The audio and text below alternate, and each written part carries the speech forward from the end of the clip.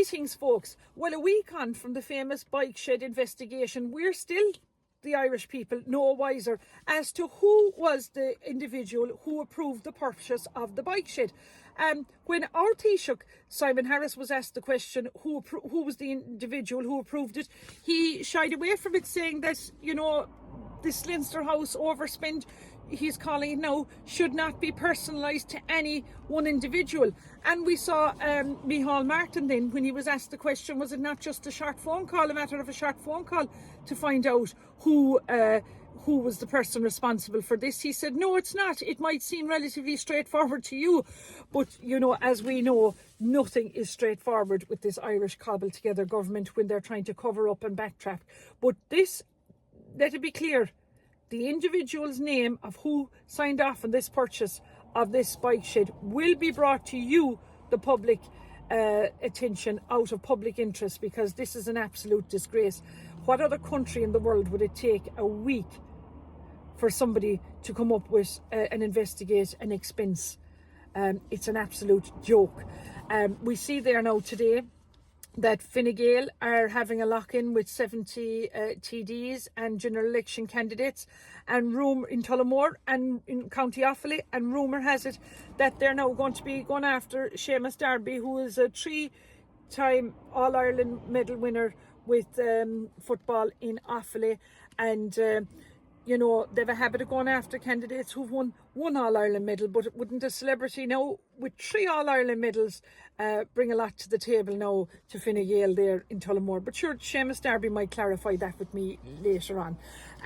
We also see this Apple, this payment of 13 billion in arrears.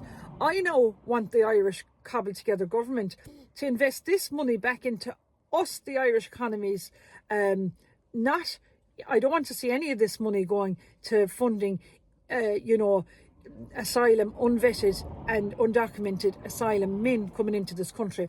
You know, we could do an awful lot with this 13 billion euros.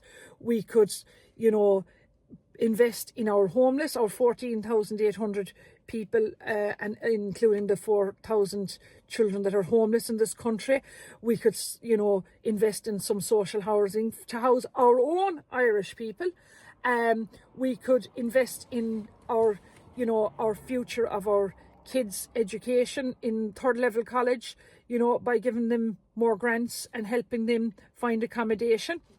We could also invest in our rural roads, which are an absolute state in this country, and get certain bus routes on our rural roads in this country to connect, you know, rural areas with towns and cities throughout the country. And also look after our nurses a bit better and give them a pay rise. Instead of giving them a clap, give them a pay rise and keep some money in the kitty for the rainy day. But I suppose the strong message about this Apple's, you know, repay of 13 billion euros, will it have a detrimental effect in foreign direct investment from countries now coming into Ireland? And I suppose the $1 million question is, how long will Apple stay in Ireland now, you know, when they have to fork back out this money to the Irish government? So I don't think long term this is going to have a good you know, good result for Ireland. Look, we see there also that, you know, Fall to Ireland has said that it's back, well back on the crucial summer tourism season.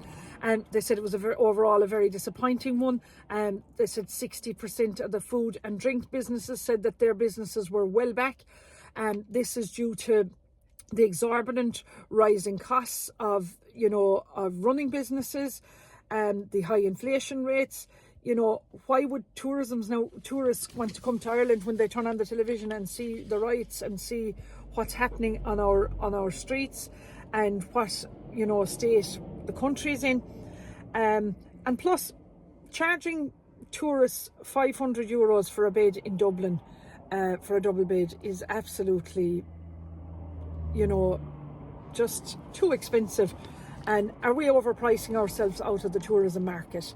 There we saw last night Harris and Trump in the big live debate. There was a lot of eating cats and throwing dogs and flying lies left, right and centre. But overall, look, definitely Donald Trump won the debate hands down. And while she is trying to close in the gap a small bit in him, look, it's definitely Trump is the man to be the next president of the United States of America. But look, guys, it's all to play for. I'm Michelle Keane. I'm keen on my county. And I'm asking you, the great people of Kerry, to come out now and vote number 1 for me in the general election. And I will be your voice in the kingdom and in the Dáil. Gora Míle Maithagibh.